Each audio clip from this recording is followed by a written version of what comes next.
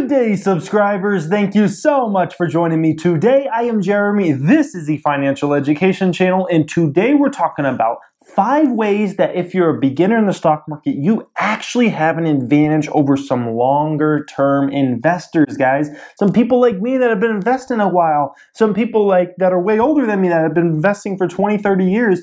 You actually have some advantages over them. And we're going to kind of go into those. I'm going to tell you the 5 advantages. I'm also going to do a couple honorable mentions that almost made the list. And this video I thought would be an interesting one to do. After last week's video, when I posted the video about 10 ways beginners in the stock market get screwed, and that was actually a pretty popular video that did very well on this channel. So, but at the same time, you do have some advantages as a newbie in the stock market. So let's go over those today, guys.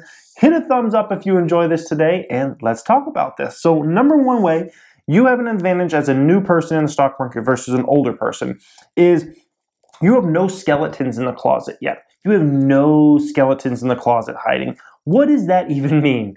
Well, okay, here's the thing. If you've been investing in the stock market for long enough, you've probably been invested in some poor stocks here and there. Maybe some ones where you lost a lot of money, maybe some ones where you lost a little bit of money. So you got some skeletons in that closet. You got some things hiding in there that are haunting you, that are making you a little more scared to maybe invest in a certain type of company if you invest in one of those type of companies in the past and you got screwed. For instance, let's say you were an investor in Fitbit at $40, $50 a share or whatever, and you thought, that was a great company. Well, you might have gotten screwed because now Fitbit's at $5, $6 a share, right? So you might have lost a massive amount of money, and maybe you sold out at $20 or $30 or something, got out of it. And so you certainly lost money, but you didn't lose as much money as you could. But at that point, it might be very hard for you to ever trust another wearable type company again because you got screwed so bad. So maybe you did, maybe you got in on Facebook IPO. Facebook IPO'd at like $38 a share. About 6 months later, Facebook was trading around $20 a share. You might have some skeletons in the closet there and say Snapchat's about to come out. You might be like, hell no, I'm not touching that IPO. I got screwed on the Facebook IPO. I don't want to touch any IPO. So you might have some skeletons in that closet that just because a certain company was in a certain industry and it kind of reminds you a little bit of some other kind of company, you might never touch that other company just because you're too scared because of those old skeletons in a closet where you lost money. Whereas if you're a beginner, you got nothing, you got no track record, you got nothing to scare you away. Just because some company is similar to another company that was in the past, that doesn't mean you're scared of it. You have nothing to fear because you don't have skeletons in the closet, guys. So that's the number 1 way that you as a new person have an advantage actually over experienced investors, guys. Number 2 way, you don't have any positive skeletons in the closet. What does that mean? Well, it's pretty much the exact opposite. When I said skeletons in the closet, that means like bad ones, that are haunting you. Also, there's something called positive skeletons in the closet where if you actually had, let's say, a great investment and you did really good on investment, if another stock comes around sometime and it reminds you a little bit of that stock, you might be more inclined to invest in it just because it's somewhat similar to that stock. So maybe you were invested in Apple, right? Apple, a hardware company. So, and I'm talking about maybe you were invested in them in the mid 2000s, when they had the iPod coming out and then they had the iPhone coming out and whatnot. And so you saw that growth and you invested and you made a lot of money on Apple stock, right? Well, the next hardware company that comes out, you might be more inclined to invest in them thinking, oh, that's the next Apple. I can make money on that because you got that positive skeleton in the closet reaffirming that, hey, yeah, go into this one. Maybe you invested in Facebook. I'm not talking about right at the IPO, but there were, when Facebook was like $20 a share, maybe you were buying it at that time. I was, and unfortunately I sold it $23 a share. That was really stupid. But maybe you were buying at that $20 a share, and maybe you held it until it was over $100 a share, and you made a ridiculous amount of money in a 3-year span. So maybe now all of a sudden you're like, oh, Snapchat, they're going to do that same thing. That stock's going to drop and then I need to buy it. And then Snapchat's going to go up 500% like Facebook did or whatnot. And maybe that's not even going to happen. So maybe you're just seeing that positive skeleton and saying, oh, because that stock's that way, because it's similar to this one, I'm going to make a ton of money on it like that. Whereas if you're a beginner, you don't have any type of track record where you had great gains on a stock, so you don't have to think, oh man, that stock's similar to this one that I made money on in the past. Maybe I can make money again, guys. So That's number 2 way you have an advantage over more of an experienced investor if you're a newbie. Number 3, you're open to learning a lot more and you're not set in your ways yet.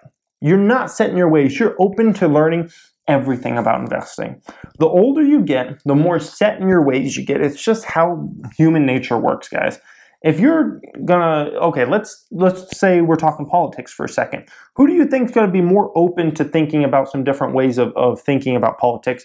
A 14-year-old or a 44-year-old? I'm gonna guarantee you that 14-year-old has a lot more open mind on subjects and will give you a lot of different various points if you say, what do you like, this better or that better? Versus a 44-year-old who's probably set in their ways. They're either probably a Republican or a Democrat, and they really only see things one way because they're probably set in their ways. There might be a few here and there that are still open and thinking those kinds of things, but most people at that age are set in their ways. Let's think about another way. Say you go to a local McDonald's. Let's say you're the supervisor of, McDonald's chains of 20 stores or whatever. Who do you think you're going to have an easier way of teaching a manager a new way of doing things? A manager that's been there for 20 years or a manager that's been there for 2 months? I'm going to guarantee you the manager that's been there for 2 months is going to be much more willing to learn about this new way of operating the McDonald's than the guy that's been there for 20 years doing it the same damn way for 20 years. He's probably not going to want to change the way that he's been doing it. He's probably going to be like, this is the way we've been doing it for 20 years. I don't want to change this new way. And he's probably going to give you more flack and negative feedback and whatnot. Whereas that guy who's been there for 2 months, he's like, okay, I've been doing it this way for the first couple months of my job, but you know what? I can change it. We can do it this way. So same thing with investing. When you're a new investor, you're just much more open to all the different ways of investing. Whether it be short-term, whether it be day trading, whether it be long-term investing, whether it be super long-term investing like Warren Buffett style, whether it be modern long-term investing like I do, which is a 1 to 3 year outlook. So you're going to be a lot more open to learning about all these different ways and different ways of thinking about companies, all those kinds of things, guys. So it's a huge advantage to you as a beginner versus someone that's already set in their ways and they're not going to change. I mean, you think Warren Buffett's going to change the way he invests in companies? No, the guy's 80-something years old. He made a huge success doing it the way he did it, and he's going to do it that way until he retires or dies, guys. That's the way it is. People just get set in their ways. Number 4 way you have an advantage as a beginner over experienced people is it's easier than ever to invest. Now, as a beginner in the stock market now, you have an easier path to investing than ever in history of mankind. Never has it been easier. Never, ever, ever has it been easier, guys. Reason being, it's so easy to learn information, guys. Look at this channel. I tell you guys about all these investing tips that I use in my life and all these different ways you can invest and whatnot. YouTube didn't exist prior to 10 years ago. This channel only started in 2016. But now, all of a sudden, this channel's built out and there's a different way for you to learn. You can Google anything you want about the stock market and learn about it in an instant. In an instant, guys, you can Google it. It's like ridiculously easy. Back in the day, you might have had to rent a book from the library or something. Now you can buy that book on Amazon in a second or buy it on your iPad and read it right then and there, guys. You want to know what a PE ratio is? You can Google it in a second and know exactly what a PE ratio is. You want to know what Coca-Cola's balance sheet is? Type in Coca-Cola Investor Relations into Google, click on their page, click on their annual report, and boom, right there, their balance sheet is going to be right in that annual report, showing you exactly what their balance sheet looks like for Coca-Cola. It's never been this easy, guys. It's never. Back in the day, you would have had to try to write them a letter, Coca-Cola Investor Relations, and try to find the address somehow, write them a letter, can I have an annual report sent to my house, please? And then they would have to send it to you. It was a mess, guys. And then, never mind that, investing and trading, you can do it right on your smartphone now. You can do it right on your iPad, your tablet, whatever, your computer. Back in the day, you would have to call a broker. Hey, can you please sell me 5 shares of blah, blah, blah. That was ridiculous, guys. That's why investing back in the day, it was really only for wealthier type people or retirees. Whereas now, it doesn't matter. You can be an 18-year-old with $500 in your pocket. You can be a 50-year-old with $50 million in your pocket. It doesn't matter. Everybody's on a level playing field now because information is that easy. You can Google anything you want in a snap of a finger, guys. Information is so easy to get nowadays. So you have a huge advantage. It's easier than ever to pick investments, guys. Easier than it's ever been in history by far, and it's not even close.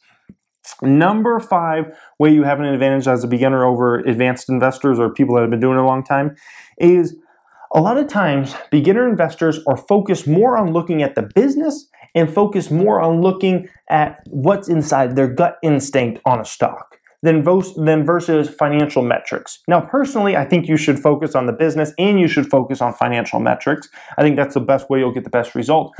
But the bottom line is, when you focus on the business, sometimes that can yield you a lot better results, a lot bigger stock gains than focusing on financial side of things, guys.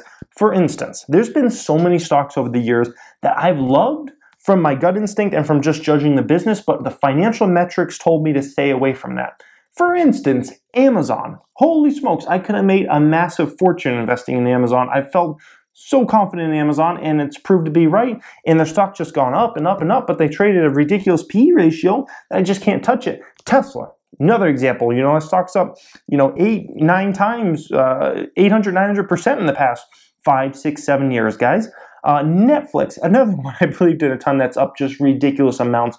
Facebook, remember I told you about Facebook at $20? Then I sold it at 23 because I was looking at the financial metrics and I was like, the financial metrics tell me no on this company, so therefore I got to get rid of Facebook. Facebook's up 500, 600% since I sold out, 4 years ago, guys.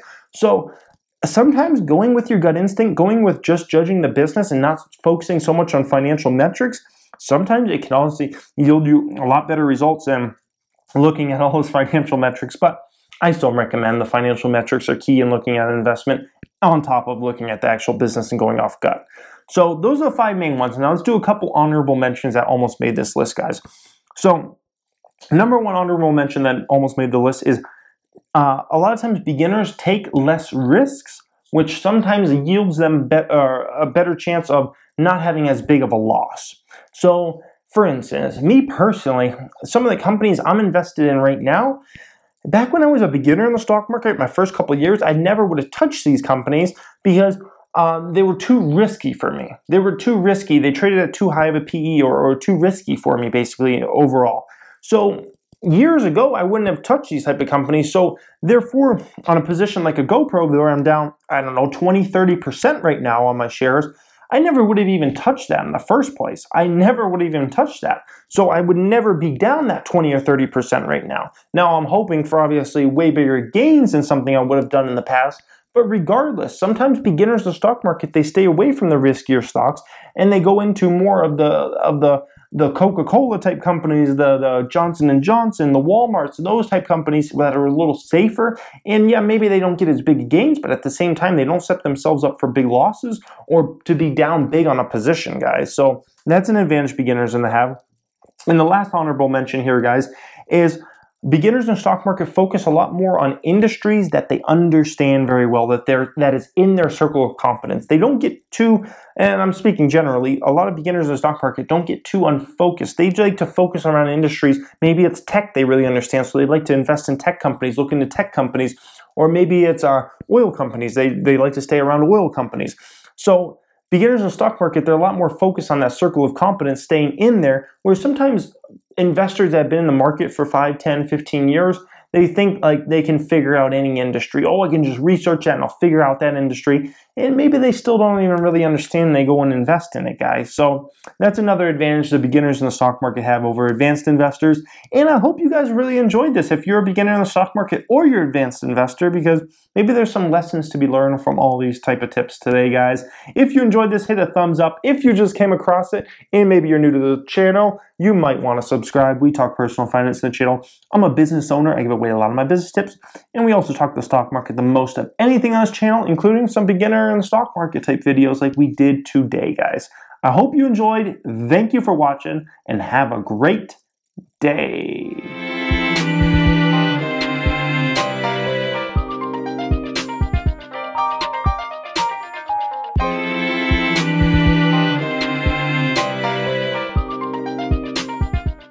Good day, subscribers. Thank you so much for joining me today. I'm Jeremy.